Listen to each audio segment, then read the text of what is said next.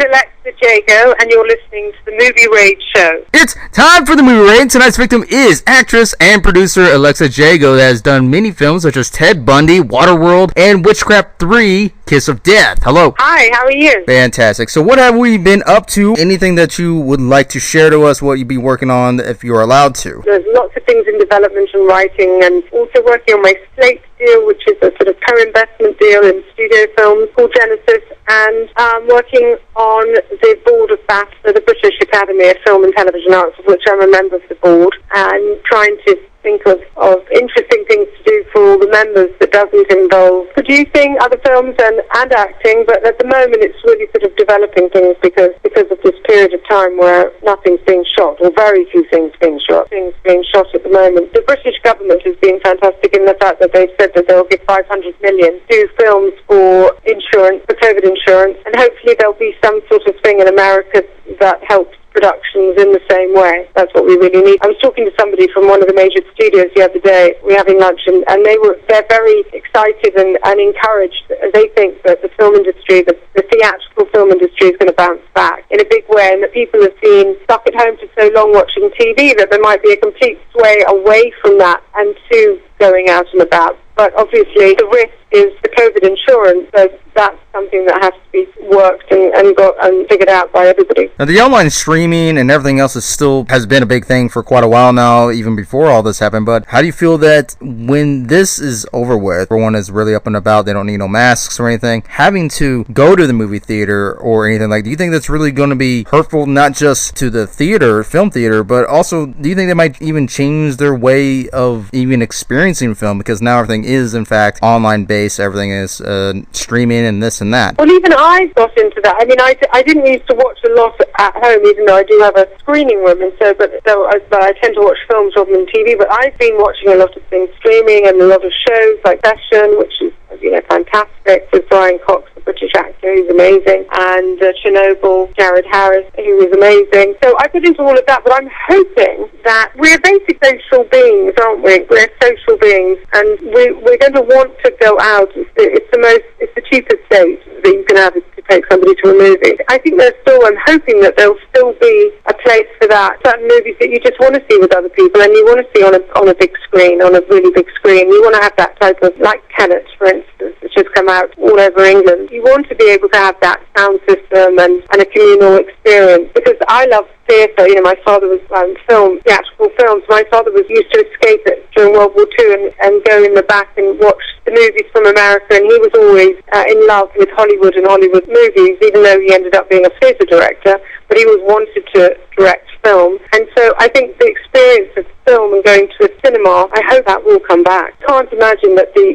theatrical experience is going to go away. I just don't think it's going to go away. People are not going to want to just stay in their homes. I think it's quite a low amount of people that go to the cinema anyway. There are people that just stay and watch films at home. That percentage of people that do want that experience will want that experience again. When it comes to the work-wise as an artist, whether acting or producing, is getting less work, can it actually become less reflected toward artists themselves if they keep getting less work, or especially when it comes to this current event or even after it? You think that might affect them as far as work goes itself when they do get work? A lot of people have been really encouraged by this, but people who can afford to be. It's given people time to breathe, to write, given them space to really use their imagination and figure out what it is they want to do and create their own content. I think there's quite a few artists. This time has been a very creative time. You're preparing for the time when we can all go out and use these things that have been created and written to make them into films and TV. We'll be seeing the outcome of all the creative thoughts and imaginings during this period. There's going to be a lot of content coming out of this period. Instead of running around all over the place, people have had time to, think and create. Today's film is, of course, shifting in a different direction, which once things are, of course, still going to kick in gear again. With the current events, do you think exploitation will become more sterile, or do you think to the point where it's going to be irrelevant to that point, or do you think it's actually going to be a much different world than what we would assume? There's obviously going to be some major changes. It's not going to go back to the way it was before. It's there will be positive changes as well. I mean, the world is going to be different. I keep thinking it'll go right back to the way it was, but I don't think that's true. And as people have had time to think, so we'll see what the movies coming out of this period will be like. Does that also give you a little bit of a foot in the door to also express your producing skills or even expand your acting quality of the craft as well? Yeah, I mean, once an actor, always an actor. So I always say that acting, of course, I've done many plays in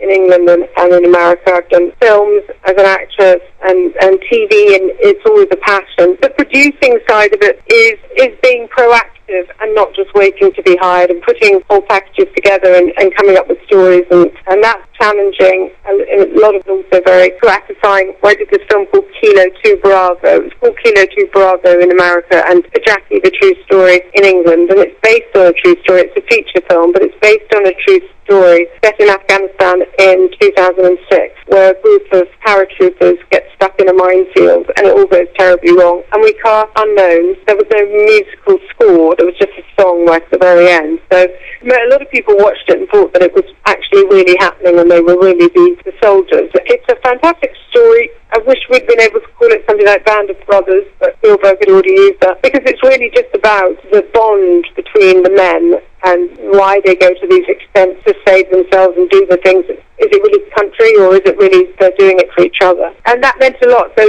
acting, and it's one thing, but being able to produce and bring that story, there are no women in that, because it's literally set out there in Afghanistan, and interviews with the soldiers were the basis of the script. A lot of the script is what they really did and what they really said. And that was very important to me. We were able to give money to charities like Combat Stress, which was for PTSD. To be able to be part of that and make that happen and tell that story, it was great. So that meant a lot to me. Obviously, when you're doing creative stories that are just made up out of the imagination, like Waterworld, it's fun, it's great, and storytelling is obviously so important for everybody. But as a producer, to be able to tell a story of something that had really happened and let the world see the heroism of these guys and what they would do for their fellow soldier, like the medic, how he risked his life to save almost all of them, that meant a lot. And I would love my next project to have that kind of importance, that I really want that story to be told. But I mean, because little stories and little films, not a little story, but a little film, a little British film,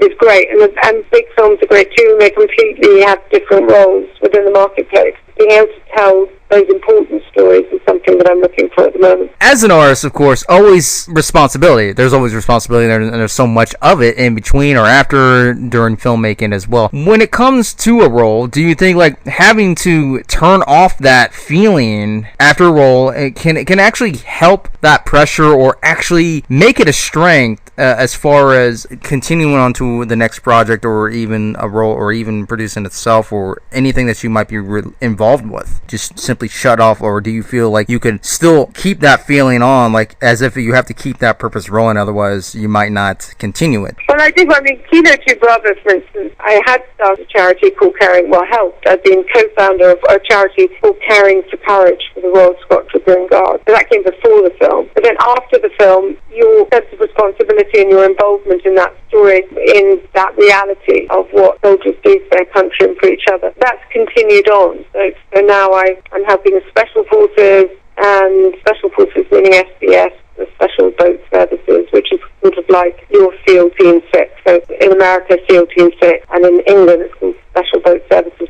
It's sort of the real James Bond. They're air, land and sea, and there are only a couple of hundred of them in the entire country. It carries on to your sense of responsibility going on to your life even after the project is finished. Well, go ahead and plug in any websites or anything that you care to share that we can check out right now. So Waterworld was my first movie. I'd been doing theatre in England. I flew over here and auditioned for Waterworld, and then there was a whole slew of horror movies. With Detention was the first one that I produced, actually. Detention with David Carradine. I was in it and also produced it. But David Carradine, this as far as I know, that was his last fully completed film before he died. And Ted Bundy. I mean, fascinating to hear about that he was the first person to be called a serial killer, and I played his wife, because I think it was the first time that they had computers, so they could track people from state to state, whereas before that, one state might hear of, and then another state wouldn't be linked to the system of of the state before. So that's how they